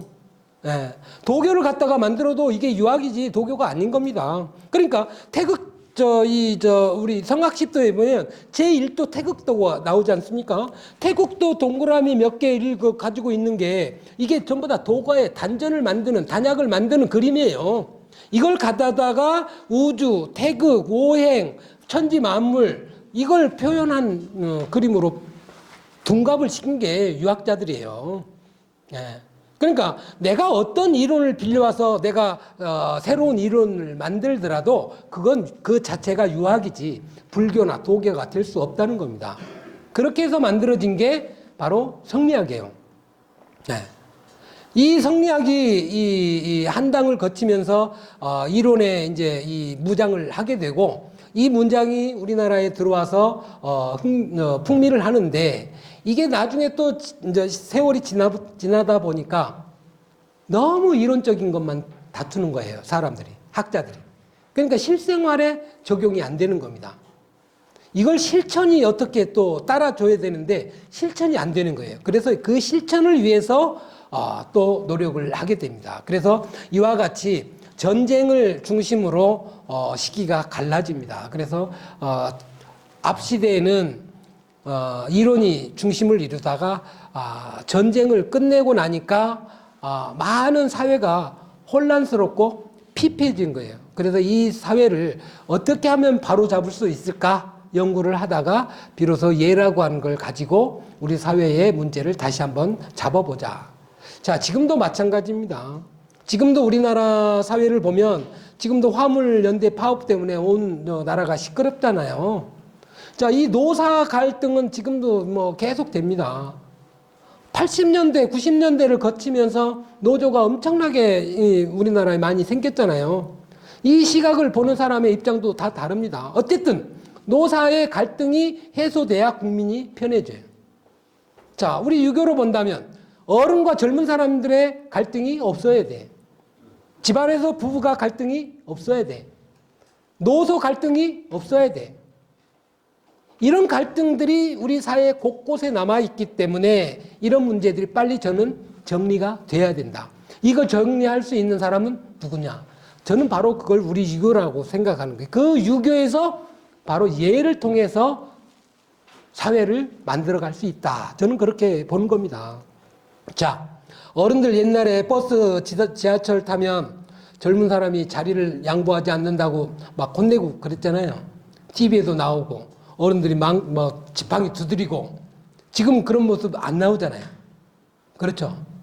그리고 애들이 심성이 그 사이에 갑자기 착해져서 그런가요? 아니에요. 그런 모습을 본인들도 부끄럽고 싫다고 생각하고 있기 때문에 안 하는 거예요. 그러니까 어른들 가면 아마 젊은 사람들이 요즘엔 잘 일어날 겁니다. 옛날에는 어른들이 젊은 사람들 가면 앞에 가서 이렇게 몸을 부딪혀요. 일어나거라. 이런 신호로. 근데 지금은 그런 거 안 해도 돼요. 젊은 사람들이 잘 일어나요. 자, 이게 이제 하나의 이제 이 사회적 모델이 돼가는 거죠. 근데 요즘도 아직도 안 되는 경우가 있어요. 야, 우리 버스나 지하철 타보면 젊은 사람들은 우리는 옛날에 이 가방을 들고 다니는 가방을 했지만 지금은 애들이 매는 가방을 많이 해요. 그러니까 이 매는 가방을 뒤로 매다 보면은 내가 이렇게 움직이면 사람이 다 걸립니다. 가방에. 그리고 어떤 거는 옷이 막 올이 나가고 막 이런 현상도 생겨요. 근데요, 생각하는 아이들은 어떻게 하느냐? 가방을 앞으로 매요. 그러면 이 가방을 내가 통제가 가능하죠. 통제를 할 수 있으니까 남에게 피해를 안 줍니다. 그러니까 이런 아이도 있고 이런 아이도 있어요. 자, 이게 이제 서서히 변해가는 과정이라고 저는 봅니다. 그래서 이런 사회적 갈등, 이 남녀 문제, 노소 문제, 이런 문제들을 정리를 해주는 건 바로 우리가 어떻게 예의 문화를 정착시키느냐. 저는 여기에 답이 있다고 생각해요. 그래서 제가 우리 성균관의 의례정립위원회를 만들고 거기서 그런 연구들을 계속하고 그런 것들을 발표하는 이유가 바로 거기 있습니다. 형식의 문제가 아니에요. 마음의 문제지. 그러니까 숟가락 어디 놓고 젓가락 어디 놓고 이게 중요합니까? 그건 중요치가 않아요. 네. 우리가 후식 먹을 때 뭐 밤부터 먹고 뭐 귤 먹고 뭐 이럽니까? 아니잖아요. 그런 형식이 아니라 진짜 가지고 있는 인간의 마음, 이 마음이 타인과 어떻게 결합되고 분리되는가, 이런 것들을 우리가 바로 예라고 하는 거죠. 그래서 그런 것들을 만들어가는 게 이런 과정이에요. 그래서 예학이라고 하는 이 학풍이 만들어지고 정착되기까지도 적어도 내가 보기에는 300년 정도의 시간이 흘러요. 그리고 실제 우리가 생활화했던 거는 17세기 이후부터 됐으니까 많아야 400년이에요. 많아야 400년. 예, 그러니까 앞으로 우리가 이 문화를 어떻게 끌고 가느냐라고 하는 것도 다시 한번 생각을 해봐야죠. 자, 우리가 보통 퇴계학파, 율곡학파 이렇게 영남과 기호지방을 구분을 하는데 퇴계의 이 문중에서 이 문도에서도 많은 예학자들이 나옵니다. 근데 율곡학파보다는 적어요. 율곡학파는 애초부터 예학 전공자들이 나오는데 그 가장 큰 영향을 끼친 게 송익필이에요. 이 서울 출신의 이 학자가 예학이라고 하는 분야를 아주 독특한 문화로 만들어갑니다. 거기다 율곡의 성리학이 결합이 돼요. 이게 바로 김장생이에요. 성리학과 예학이 결합된 게 최초입니다. 이게 김장생이 문묘에 배양된 이유예요. 그리고 이 퇴계 선생과 그 문화의 사람들은 성리학 분야에 더 많은 연구를 하죠. 그래서 상대적으로 예학 쪽에는 율곡학파가 많고 퇴계학파에는 성리학자가 많은 그런 모습을 띠고 있습니다. 그래서 경상북도에 가면 이 기호지방의 예는 쓰질 않아요. 이거는 뭐 우리하고 상관없다. 그래가지고 자기만의 문화를 만들어 갑니다. 근데 그건 아니죠. 제가 보기엔 그건 잘못됐다고 생각합니다. 예라고 하는 거는 주작부터 시작해서 그 고대부터 시작해서 쭉 내려온 문화예요. 그 문화를 어느 지역 사람이 정리했느냐 이게 중요한 게 아니고 그 문화의 뿌리가 어떻게 되고 이게 어떻게 지금 우리에게 적용이 됐느냐 문제지 이게 지역사회의 문제로 가버리면 아주 피곤하죠. 예. 그러니까 이런 문제들은 조금 우리 이 영남 학파에서 조금 정리가 좀 됐으면 좋겠다는 생각이 듭니다. 자, 우리 조선의 오현 이렇게 뭐 하는데 이 분들의 주가 요 세 분이 주로 이제 기호의 예학자들이죠. 예. 자, 앞에서 몇 번 말씀드렸지만 예학과 성리학의 관계는 표리의 관계예요. 뗄 수 없는 관계. 이기불상리, 이기불상잡, 이기가 서로 분리될 수도 없고 서로 섞일 수도 없다는 이 성리학적 이론이 여기에도 그대로 적용이 되고 있어요. 그렇기 때문에 이 성리학을 조금이라도 안다면 우리가 예학을 연구하는 데도 상당히 도움이 될 거다라는 생각이 들고요. 성리학의 실현이 예학이다. 제가 이렇게 표현을 했는데 지금 말씀드린 것처럼 여태 말씀드린 것처럼 성리학은 지금 이미 끝났어요. 학자들의 연구지 우리 유림의 생활 속에서는 이미 끝났다고 저는 봅니다. 성리학적 연구도 안 하고 성리학 강의를 제가 해본 적이 거의 없어요. 우리 유림 내에서 성리학 강의를 해달라고 요청하는 사람을 제가 한 번도 본 적이 없습니다. 우리 학교에서만 강의를 해요. 성리학은. 그러니까 우리 유림에게 우리 선조들이 그렇게 오랫동안 연구하고 만들어왔던 이 성리학이 지금 우리에게는 전혀 무용지물이 돼버린 거예요. 그래서 성리학의 큰 틀, 이런 문제들이 이렇게 지금 전개되고 이게 우리 삶에 어떤 영향을 미쳤나 이런 것들만 큰 대목에서 알아주시면 좋겠고 지금은 이게 완전히 현대 생활에서는 일반인에게는 더구나 필요 없는 거예요. 성리학은. 그렇지만 학자들이라도 연구를 하기 때문에 그런 대로 인정을 하고 그리고 실제 우리가 삶에서 이 생활 속에서 어떻게 예의 문화를 어떻게 정착하고 어떻게 만들어갈까 이 문제가 저는 더 중심이 되어야 한다고 생각합니다. 그래서 성리학이 예의 실현이다라고 예학이 성리학의 실현이다라고 저는 보고 싶습니다. 자, 마지막으로 예속 문제를 좀 언급을 할까 합니다. 자, 이 시대에 왜 이 예가 그렇게 중요했던가? 이 문제는 지금 시대에서 보면 좀 이해가 잘 안 가는 그런 문제인데요. 예송이라고 하는 이 문제가 예를 가지고 송사를 벌리는 거죠. 예를 가지고 송사를 벌리는 겁니다. 아니, 왜 예가 송사에까지 번질까? 송사로까지 번질까? 그 시절에는 그랬습니다. 예가 사람의 목숨을 죽이고 살리는 중요한 역할을 했던 거예요. 그게 또 파벌과 연관이 되고 항맥과 연관이 되면 더 심하게 영향을 미치죠. 자, 이 예송의 핵심은 뭡니까?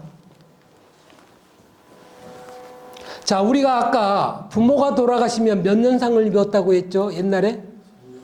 3년상이에요. 아버지가 계시고 어머니가 돌아가시면 몇 년상? 1년상. 자, 장남이 죽으면 몇 년상? 여기서 막히죠? 네. 부모와 똑같아요. 장남이 죽으나 차남이 죽으나 아들들이 죽으면 자식이 죽으면 이 말이 맞겠죠? 자식이 죽으면 부모도 똑같이 상을 입어요. 많은 분들이 자식이 죽으면 상을 안 입는다. 천만의 말씀. 이건 유교를 모르는 거예요. 자식이 죽어도 상을 입어요. 이 문제가 여기서 언급됩니다. 예. 이 문제를 다투는 게 예속 논쟁이에요. 다만 그 사람이 왕의 자격을 갖는 사람이냐 아니냐에 따라서 또 달라진다는 거예요. 이 문제를 잘 보시면 이건 나중에 이제 이 과정은 여러분 이제 보시면 좋겠고, 자, 효종이라고 하는 임금이 누굽니까? 대군 시절에 누구였어요? 복림이죠. 복림대군. 그 위에 형이 있습니다. 누굽니까? 네, 소현세자죠. 자, 소현세자와 복림대군은 병자호로한테 잡혀서 청나라의 볼모가 되죠. 그런데 소현세자가 먼저 풀려서 귀국을 합니다. 그리고 복림은 늦게 귀국을 해요. 근데 와서 보니까 이 소현세자가 우리나라로 돌아올 당시에 어마어마한 행렬을 데리고 온다고 해요. 기록에 보면. 거기에는 중국에서 만났던 서양 선교서 아담 샬이 준 물건부터 시작해서 청나라에서 준 물건까지 우리나라 최첨단, 요즘 말하면 IT 기술 같은 걸 다 들고 와요. 그러니까 부왕의 입장에서 보면 괘씸하죠. 너는 가서 볼모로 있으면서 사람들과 교류하고 저 많은 선물을 받아오느냐 해가지고 화가 나요. 그래서 거기서부터 잘못되기 시작해서 돌아온 지 불과 2개월 만에 죽습니다. 여기에는 많은 음모가 있어요. 독살설부터 시작해서 재떨이설까지 많은 설이 있습니다만 어찌됐든 돌아온 지 2개월 만에 돌아가십니다. 그러니까 장자가 죽은 거죠. 세자가 죽은 거죠. 자, 세자가 죽으면 왕위는 어디로 갑니까? 세손한테 가는 게 맞죠. 그렇죠. 우리 종법에 따르면 세자가 죽으면 장가를 가서 세손이 있다면 세손에게 가야 돼. 근데 당시에 소현세자는 세손이 있었습니다. 셋이나. 아들이 셋이나 있었어요. 그리고 그 중에 하나가 석철이라고 하는 세손이 있었습니다. 그런데도 왕위 계승은 안 돼. 이건 이제 정치적 이제 상황이 그렇게 만들어 간 거죠. 그리고 여기서 둘째, 복림대군이 왕위를 계승하는 사건이 일어납니다. 여기서부터 일이 꼬이기 시작하는 거예요. 그러니까 소현세자가 죽고 왕위는 둘째에게 가고 그게 효종이 됩니다. 근데 효종이 왕위에 오른 지 10년 만에 죽어버려요. 돌아가십니다. 근데 그때 계비 조대비가 살아 있었어요. 조대비가 입어야 할 복기관은 장남에 의해서 입을 건가 차남에 의해서 입을 건가, 이게 논의가 됩니다. 자, 여러분은 어느 쪽 손을 들어주겠습니까? 장남의 이 죽음에 준한 상례를 치를까요? 아니면 차남에 준하는 상례를 치를까요? 어떤 게 옳다고 보십니까? 생물학적으로는 차남이죠. 근데 왕위를 계승하면 차남이라도 장남이라고 칭한다. 이게 또 예서에 나와 있어요. 그러니까 골 때리는 거죠. 그러니까 이 문제를 가지고 사람들이 예서를 다 뒤져서 연구를 합니다. 그래서 주석에 주석까지 뒤져요. 그래서 내 학설을 증명하려는 학자들의 연구가 이때 굉장히 깊어집니다. 이 학설 하나 때문에 우암이 죽고 사는 그런 문제가 생겨나요. 그래서 처음에 떡 했더니 여기에는 몇 가지 설이 나옵니다. 어떤 설이냐? 자, 이런 경전들이 전부 다 언급을 하고 있어요. 상례에 대해서, 복기간에 대해서 언급하고 있습니다. 자, 왕가에서 다루는 국조 5레이. 여기에는 중장 구별 없이 1년, 기년. 장남, 차남 구별 없이 1년이에요. 국조 5레이에서는. 근데 의례라고 하는 우리 아까 고대 3례 중에 하나, 의례 보니까 어머니가 장자를 위해서 자취 3년이라. 장자를 위해서 3년을 입고 중자 기라. 나머지 자식들을 위해서는 기년을 입는다로 이 기록이 있는 거예요. 그래, 주작 아래를 보니까 아버지가 장자를 위해서, 그러니까 어머니가 장자를 위해서 부자와 모자만 바뀌거죠. 자체가 참체가 된 거예요. 참체 3년입니다. 중자들은 부장기, 지팡이를 짚지 않고 기년의 복을 입는다. 이렇게 돼 있어요. 그러니까 이 세 가지가 조금 더 다르고 같고 하는 부분들이 생기는 거죠. 그렇죠? 자, 어찌됐든 이 계통을 이어받아서 조선 왕조가 만들어진 당시의 책들, 이 두 가지는 기년이라고 하는 설, 그리고 3년이라고 하는 설 두 가지가 존재하죠. 근데 3년설은 뭐예요? 장자를 위해서예요. 나머지는 중자에 의해서는 기년이에요. 그러니까 요 기년은 똑같아. 그러니까 효종이 돌아가시고 나서 복 기간을 뭘로 할 거냐? 답은 두 가지 중에 하나. 3년상, 기년상. 3년으로 하는 거는 뭡니까? 장자로 취급하는 것밖에 없어. 근데 이 결론이 어떻게 납니까? 기년으로 납니다. 우암송시열 계통에서 기년으로 주장합니다.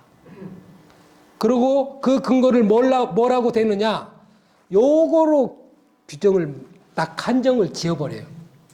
근데 우암송시열 선생은 주작의 신봉자 중에 신봉자예요. 이걸 따르는 게 아니라 우암의 주장에 의하면 요거를 따른 거예요. 나는 주작을 따른 겁니다. 근데 겉으로는 그걸 내놓지를 못하는 거예요. 속으로만 갖고 있고 실제 기년이니까 이걸로 가도 무방하네 이렇게 된 거죠. 그래서 1차는 우암이 승리를 합니다. 그래서 기년으로 끝나요. 근데 공교롭게 인생이 참 이상하죠. 이 조대비가 나중에 계속 살아 계셔요. 15년 뒤에 왕비가 죽습니다. 그러니까 효종비가 돌아가시는 거죠. 자, 이 효종비가 돌아가시고 나니까 또 문제가 생깁니다. 효종비의 복 기간은 두 가지 중에 하나입니다. 기년복이나 9개월복 중에 하나예요. 그러면 효종이 3년이었다면 기년복이 맞고 1년복이었다면 9개월복이 맞아요. 근데 효종을 1년복으로 했잖아요. 그러니까 효종이 1년복이니까 이게 어떤 근거든 무슨 근거든 상관없이 그냥 1년복이니까 효종비도 9개월복이 돼야 되는 게 맞아요. 그냥 일반적으로 본다면. 근데 여기서 한 가지.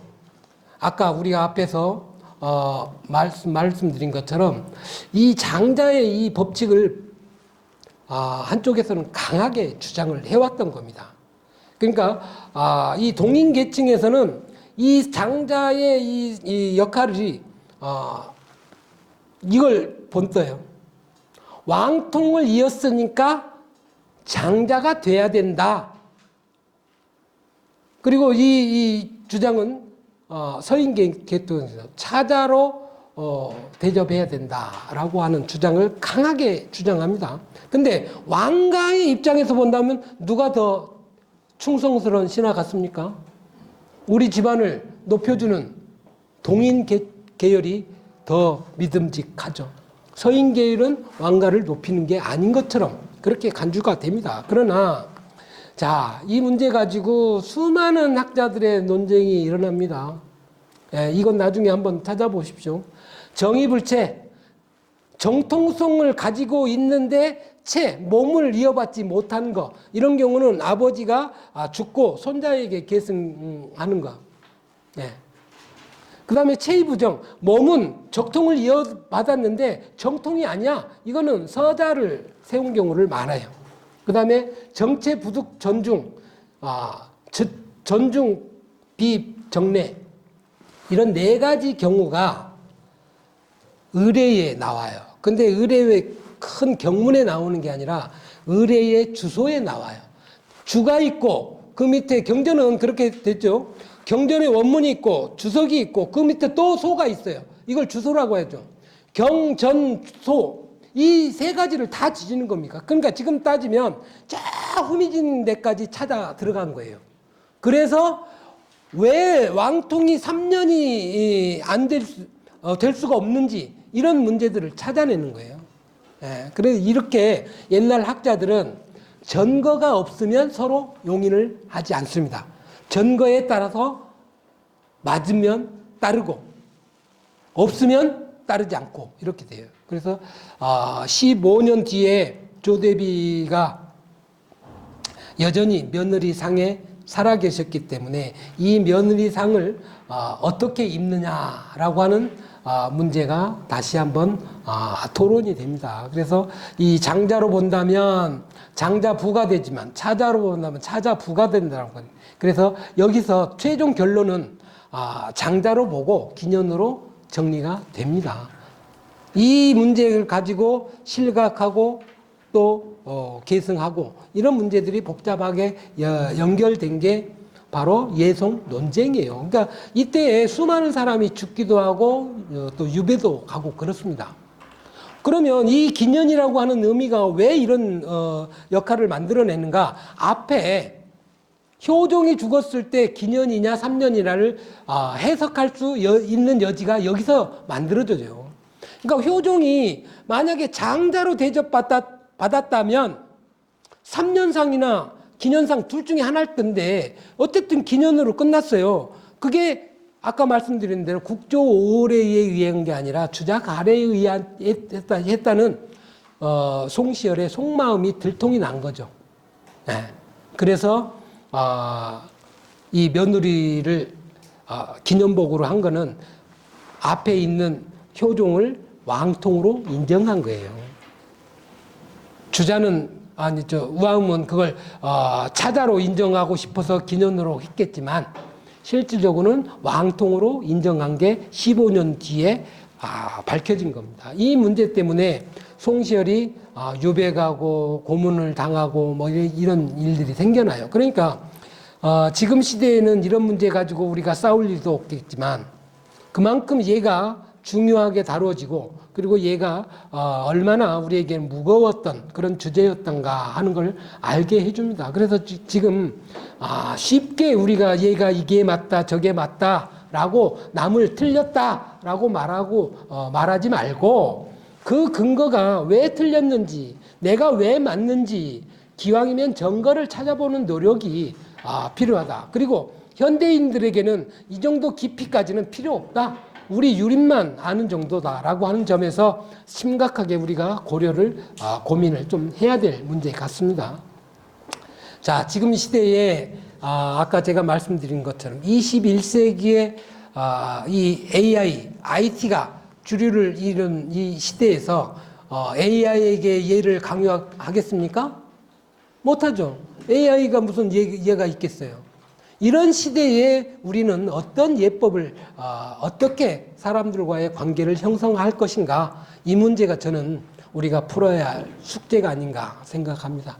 자, 여러분과 함께 2시간 정도 크게 이렇게 그냥 훑고 넘어갔지만 예에 대한 생각을 다시 한번 정립하는 그런 시간이 되었으면 하는 바람입니다. 자, 이제는 금년에는 다 뵌 것 같죠? 내년에 또 뵙기를 희망합니다. 그리고 항상 건강하시고 우리 진주 유림의 명예를 지켜주시기 바랍니다. 감사합니다.